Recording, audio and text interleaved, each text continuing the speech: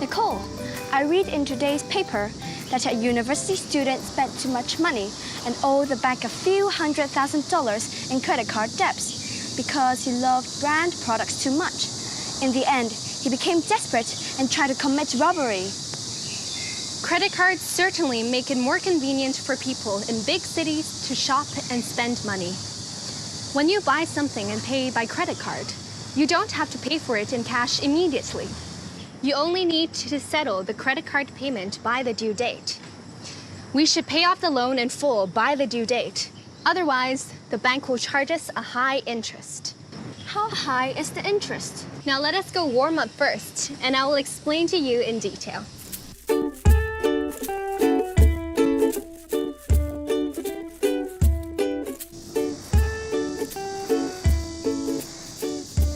Nicole, we were talking about credit card interest. How much is the credit card interest? The amount that the card holder owes the bank is called the principal. The interest rate is a fixed percentage. The bank will calculate the interest based on the principal, interest rate, and time, that is, periods. We can use a simple example to help us calculate it.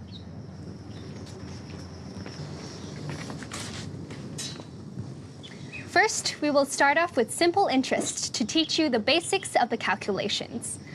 The concept of simple interest is that during the whole term of the loan, the interest of every period will not be added to the principal. If someone has a $10,000 credit card debt with an annual interest rate of 24%, that means the annual interest rate is 24%. Let's calculate the debt after 3 years for simple interest. Simple interest equals principal multiplied by the interest rate per period times the number of periods. The interest for 3 years is $7,200. That means after 3 years, the amount, that is the sum of the principal and the interest that the card owner owes the bank, will be $17,200. Wow, you have to pay back $17,200 if you borrow $10,000. That's a lot. In the previous example, we used simple interest in our calculation to make it easier for you to understand. Actually, the interest of credit card debts is calculated with compound interest.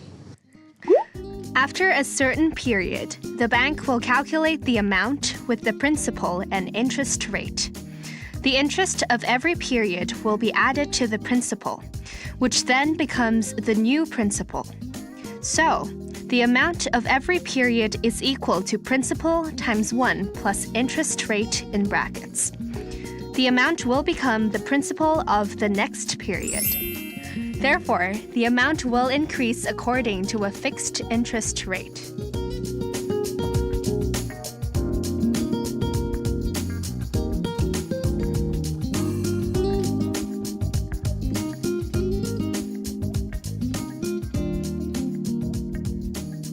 Let's apply compound interest to our calculations in the previous example.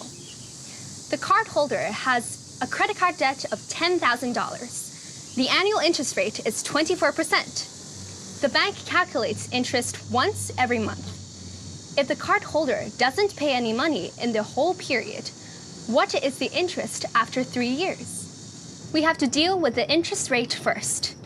The annual interest rate is 24%. And the interest is calculated once every month. What is the interest rate per period? The interest rate per period is the interest rate per month. The annual interest rate is 24%, divided by 12, that is 2%. Right. The interest rate per period is 2%. Let's calculate the interest for the first 2 months and see how the amount will change. Let's start with a principal of $10,000. The amount after 1 month is $10,000 times 1 plus 2% in brackets. The amount becomes the principal of the next period. After 2 months, the amount will be equal to $10,000 times 1 plus 2% in brackets to the power 2.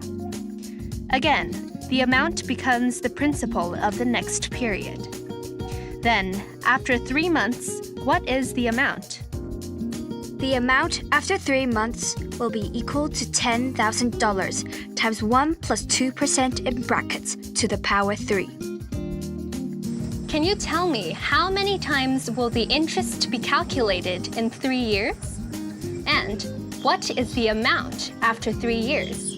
The interest is calculated once a month, and there are 36 months in 3 years.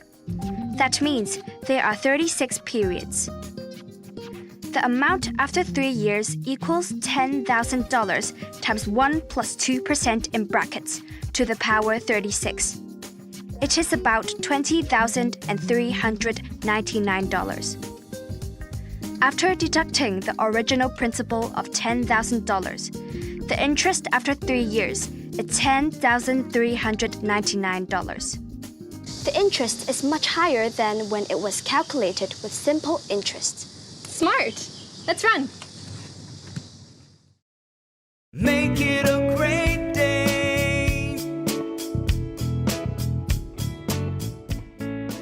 Since the interest of each period is added to the principal when calculating compound interest, in the long term, the interest calculated under compound interest will be more than that with simple interest. The interest rate of credit card debt can be even higher than that in the previous example. The interest rate can be calculated every day, and there may also be a processing fee. Therefore, the debt can be even greater. So we need to be careful when paying by credit cards. We shouldn't become slaves to our credit cards. Before spending money, we should think carefully and live within our means. When you grow up and start to work, you will also use credit cards.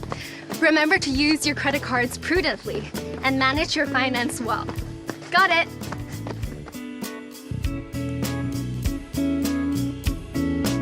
Make it a great day.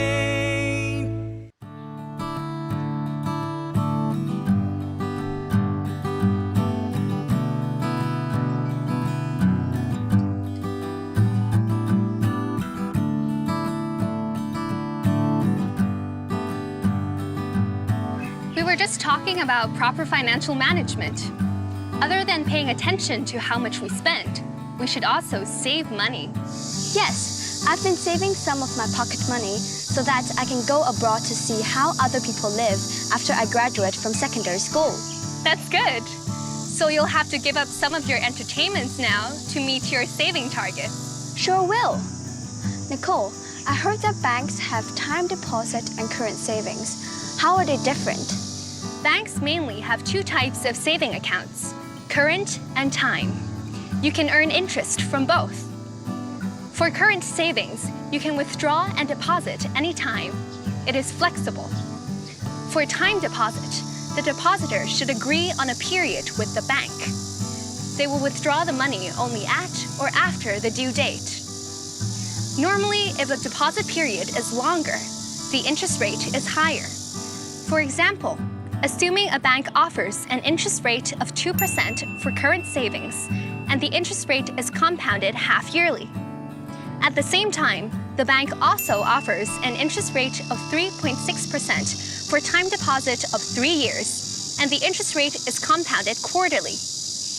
If you have $10,000 and you would like to deposit it for the interest for 3 years, you can choose current savings or time deposit. Let's calculate the difference in interest of the 2 plans. Okay, let's calculate the interest for current saving first.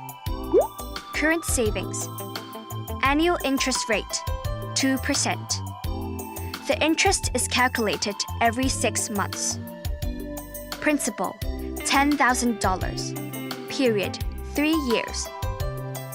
The interest is calculated every 6 months.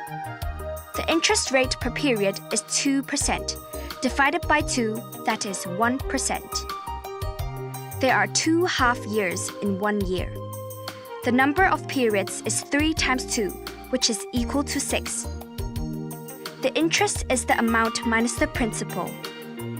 That is $10,000 times 1 plus 1% in brackets to the power 6 minus $10,000.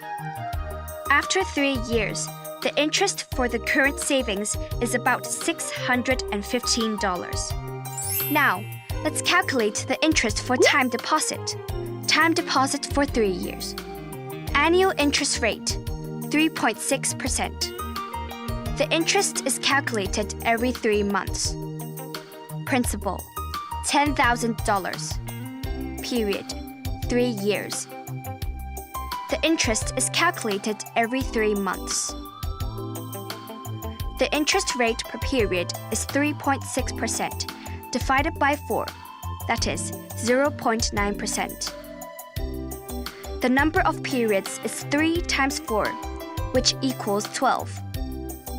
The interest is the amount minus the principal. That is $10,000 times 1 plus 0.9% in brackets to the power 12 minus $10,000. After 3 years, the interest for time deposit is about $1,135. By offsetting the interest against each other, we know that if we save money for 3 years, the interest under time deposit would be $520 more than under current savings. Correct. When we choose different saving plans, we can calculate the interest first to find a better plan. When choosing saving plans, we have to think about whether the plans suit our needs. When is it unsuitable? For example, if you need to withdraw the money after 1 year, you shouldn't choose a time savings plan that is longer than 1 year. Right. In the previous example, although the interest rates are different, with the same period of 3 years and the same principal of $10,000, the interest of credit card debts is over $10,000, while that of bank savings is merely $1,000. The interest of credit card debts is much greater than that of bank savings. Let's take a walk in the park. Okay.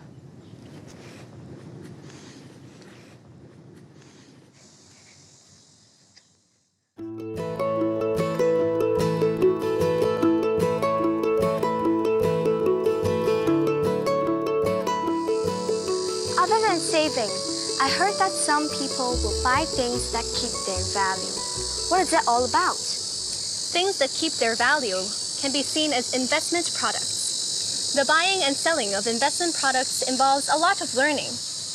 Actually, many things become worthless after we buy and use them. For example, cars, pianos, electronic products, etc. Their value decreases gradually over time. The decrease in value is called depreciation. We can use a fixed decay rate to calculate the value of things. Is there any example? If I buy a mobile phone at $2,500 and its decay rate is 20% every half a year, we can calculate its value after 3 years. Original price, $2,500. Decay rate, 20% every half year. What is its value after 3 years? After half a year, the value of the mobile phone has depreciated by 20%, so the new value is $2,500 times 1 minus 20% in brackets.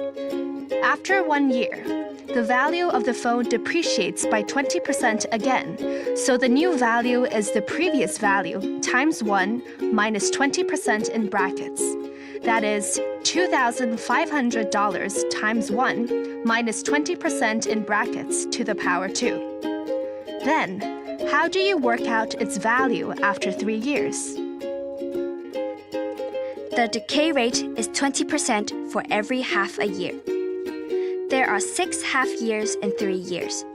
That means we are calculating the depreciation value after 6 periods.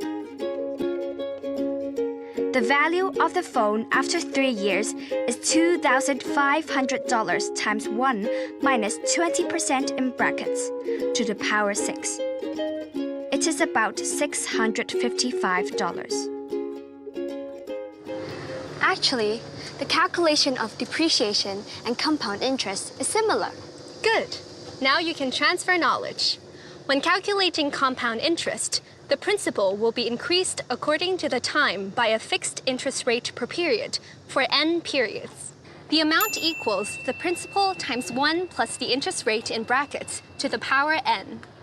As for depreciation, the value of products depreciates according to a fixed decay rate per period for n periods. The new value equals the original value times 1 minus decay rate in brackets to the power n. You can see that the two formulas are similar. It increases when the amount is calculated, so the plus sign is used in the formula. It decreases when we calculate the depreciation value of products, so the minus sign is used in the formula. I see.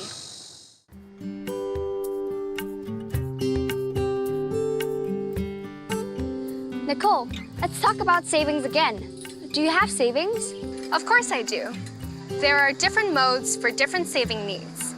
Some are for spending from time to time. Some are for living needs after retirement in the long term.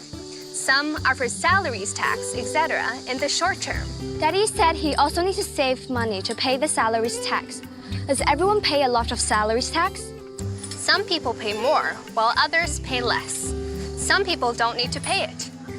To understand the calculations of salaries tax, you need to understand the concepts and the related vocabulary.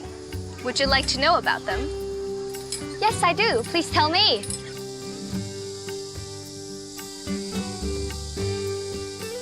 Salaries tax is collected by the government once a year.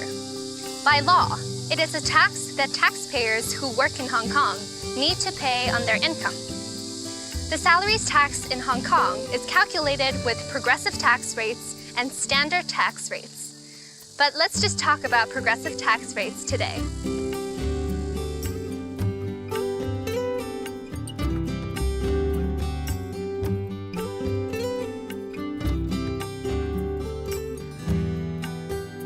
The government sets various types of allowances and items for deduction, such as basic allowance, child allowance, and dependent parent allowance, etc.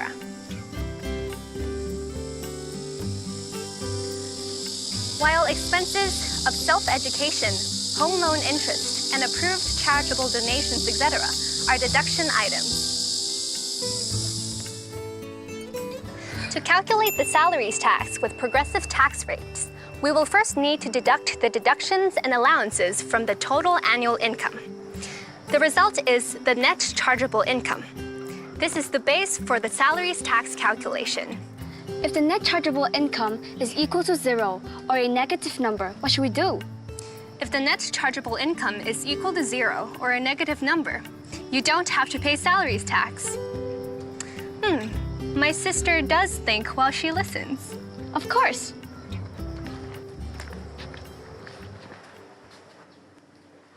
The tax rates under the progressive tax rates changes according to the amount of the net chargeable income. Progressive tax requires people who earn more to pay more tax. This fulfills the affordable users pay principle. To understand the calculations, we have to use some real examples. Great. We can start calculating again. You said you would pay attention and asked me to talk slowly. I have been paying attention. The net chargeable income equals the total annual income minus deductions and allowances. Under progressive tax rates, the tax rate is changing according to the amount of the net chargeable income. This fulfills the affordable users pay principle, right? Yes, Smarty Pants. Let's get back to tax rates. Take the tax rates of the financial year 2016 to 17 as an example. The tax rates of the first $40,000 of the net chargeable income is 2%. The tax rates of the next $40,000 is 7%. The tax rates of the next $40,000 is 12%. The remaining amount has a tax rate of 17%. If Mr. Chan's net chargeable income in the financial year 2016 to 17 is $180,000, Let's calculate how much salaries tax he has to pay. First, we divide net chargeable income into a few parts according to the progressive tax rates. $180,000 equals $40,000 plus $40,000 plus $40,000 plus $60,000. Then we calculate the tax of each part according to the progressive tax rates. For the first part, the tax is $40,000 times 2%. This equals $800. For the second part, the tax is $2,800. For the third part, the tax is $4,800. For the fourth part, the tax is $10,200. Right. Finally, the salaries tax equals the total of the tax for each part. The salaries tax that Mr. Chan needs to pay is $18,600. Shall we do one more? Okay. Ms. Lee's total annual income in the financial year 2016 to 17 is $250,000. Her deductions include MPF contributions of $12,500 and approved charitable donations of $1,000. Her allowances include basic allowance of $132,000 and dependent parent allowance of $46,000. Now, calculate the salaries tax that Ms. Lee needs to pay. You should calculate the net chargeable income of Ms. Lee first. The net chargeable income equals total income minus the deductions and then minus the allowances. That is $58,500. We can then divide the net chargeable income into a few parts according to the progressive tax rates. $58,500 equals $40,000 plus $18,500. For the first part, the tax is $800. For the second part, the tax is $1,295. The salaries tax that Ms. Lee needs to pay is $2,095. Correct. Let's compare the percentage of the salaries tax on the net chargeable income in these two examples. In Mr. Chan's case, the percentage is $18,600 divided by $180,000 times 100%. This is about 10.3%. For Ms. Lee, the percentage is about 3.58%. You can see that the higher the income is, the higher the percentage of the salaries tax on the net chargeable income. These two examples show that progressive tax can fulfill affordable users pay principle. Now that you know how to calculate progressive tax, if you could choose, would you like to pay more or less tax in the future? Paying more tax means I'll have a higher income. I would choose a higher income and pay more tax. You are a responsible citizen. Your contribution to society allows the government to help people in need. However, in addition to working hard, you also need to have good financial habits and to live within your means. You should also save according to a plan to pay your expenditures in the future. Got it. We will now go home and cook our lunch. Shall we go to the market together?